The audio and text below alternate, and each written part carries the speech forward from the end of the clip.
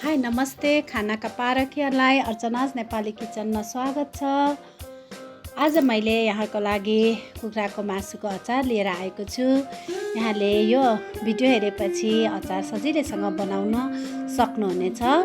आउनुहोस् मासुको अचार बनाउनतर्फ लागौँ। यसको लागि सबैभन्दा पहिले मैले यहाँ बोनलेस मासु आधा किलो लिएको छु, जसलाई म मसिनो गरी काट्दैछु। र मैले यहाँ मासु काटी पनि सकेँ। अब हामीलाई अचार बनाउनको लागि चाहिने अन्य सामग्रीहरू यस प्रकार रहेका छन्।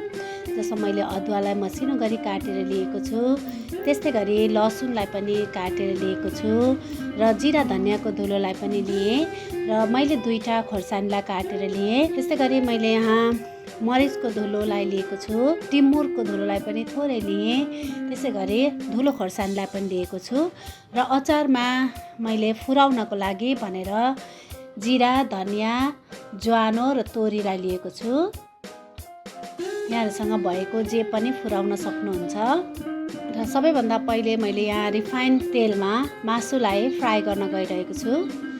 मासुलाई रातो गरेर भुट्नुपर्ने हुँदा मैले यो तेलको युज गरेँ।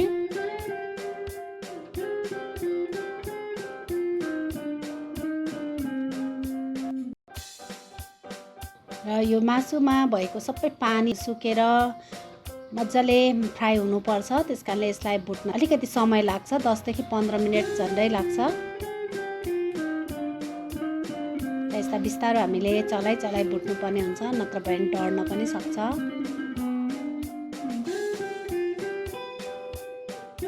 र यहाँ देख्न सक्नुहुन्छ मैले यहाँ मासुहरूलाई भुटिसकेको छु, रातो बनिसकेको छ, लगभग अब यो भुट्यो। अब म यसलाई निकालेर अर्को भाँडामा सिफ्ट गर्दैछु।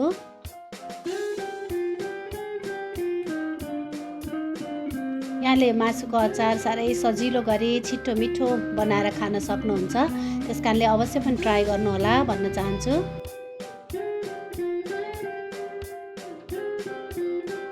अब म अचार बनाउनको लागि अघि मासु फ्राई गरेको तेललाई हटाएर तोरीको तेल राख्दैछु र तोरीको तेल तातिसकेपछि मैले यहाँ फुराउन लिएको चिजहरू सबैलाई राखेर फुराएँ। यो एकछिन फुरिसके पछाडि लसुनलाई पनि राखौँ, त्यस्तै गरी अदुवालाई पनि राखौँ र यो अदुवा लसुनलाई एकछिन फ्राई गर्नुपर्ने हुन्छ। र अब यसमा थोरै बेसारलाई राखौँ। बेसारलाई राखेर राम्रोसँग मिक्स गरौँ। त्यसपछि खोर्सानीलाई पनि राखेँ र यो जिरा र धनियाँको धुलोलाई मैले भुटिवरी लिएको थिएँ, त्यसलाई पनि राखेँ।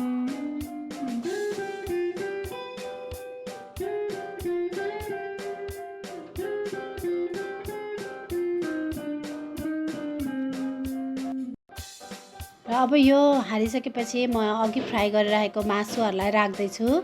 र यो मासु राखिसकेपछि मैले धुलो खोर्सानी, टिमुरको धुलो, त्यस्तै गरी मरिचको धुलो र नुनलाई राखेँ। अब यो सम्पूर्ण चिजहरू राखिसके पछाडि अचारलाई राम्रोसँग मिक्स गर्नुपर्ने हुन्छ।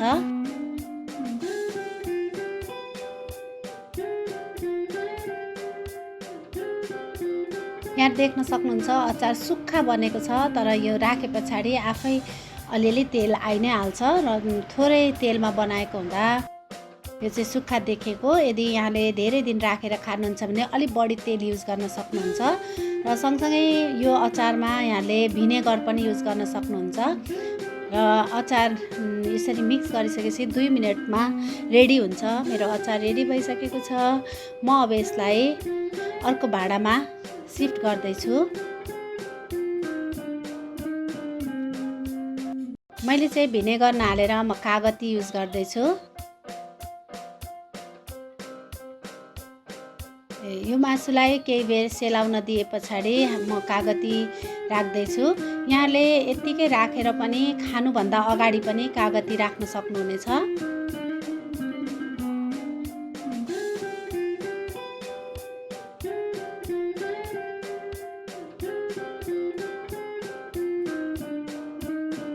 अचार हेर्दैखेरि खाउँ खाउँ लागिसक्यो। मेरो मुखबाट पानी पनि आइसकेको छ। म अब यो मिक्स गरिसके पछाडि अचारलाई तुरुन्तै चाख्नेवाला छु।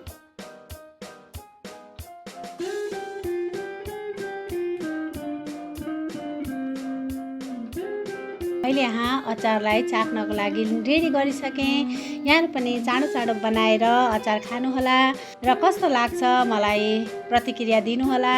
आजको भिडियो कस्तो लाग्यो लाइक, कमेन्ट र सेयर गरिदिनु होला। यदि च्यानललाई सब्स्क्राइब गर्नुभएको छैन भने सब्स्क्राइब पनि गरिदिनु होला। धन्यवाद।